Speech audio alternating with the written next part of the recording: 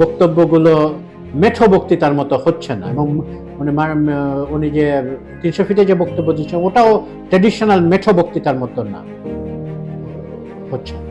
কেউ কেউ বলছেন উনি প্রধানমন্ত্রী হবার পরেও কি তার এই সৌজন্যবোধ ইত্যাদি থাকবেন, আমার ধারণা থাকবে। কারণ যে যাই বলুক, যারা জানার তারা জানেন যে বাংলাদেশে বর্তমানে তারেক রহমান সবচেয়ে ক্ষমতাবান ব্যক্তি। তারেক রহমানের ইচ্ছার বিরুদ্ধে বা তার ইচ্ছার বাইরে গিয়ে এই মুহূর্তে বাংলাদেশে কিছু হবে না, কিন্তু উনি হওয়া সম্ভব না, কিন্তু উনি সেরকম কি দেখাচ্ছেন না, উনি ওরকম অথরিটিটা এক্সারসাইজ করছেন না। উনি বিনয় দেখাচ্ছেন, সরকারের ডক্টর ইউনূস সাহেবকে উনি যথেষ্ট সম্মান নিয়ে কথা বলছেন, দেশে আসার পরে উনি কথা বলেছেন, এবং যখনই কথা বলেছেন উনি সৌজন্য ভেতরে থেকে উনি কথা বলেছেন। উনি যে জামাতে ইসলামের বিরুদ্ধে উনি কথা বলেছেন, কিন্তু সেটাও এক ধরনের মেঠো বক্তৃতার ভেতরে যায় নাই।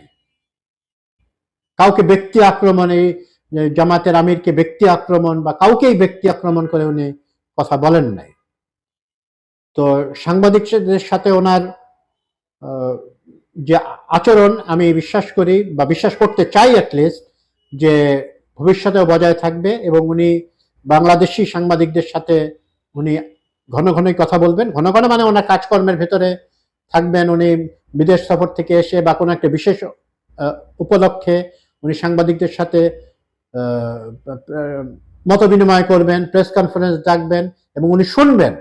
আমি আরেকটা জিনিস, ওনার যে তিক্ততার যেটা নাই, এটার সাথে আরেকটা জিনিস হচ্ছে উনি শুনতে চান। তাকে মনে হচ্ছে যে উনি লিসনিং, যেটা মানে উনি, আমাদের এখানে নেতারা শুধু বলতেই চায়, বলবে আর তার হুকুম তালিম করবে, মানে আগে জমিদারি স্টাইল। উনি এটা যে বাংলাদেশে এই ধরনের জিনিস যে পরিবর্তন হওয়া প্রয়োজন, এটা তারেক রহমানের কথাবার্তায় খুবই পরিষ্কার হয়ে আসছে যে উনি শুনতে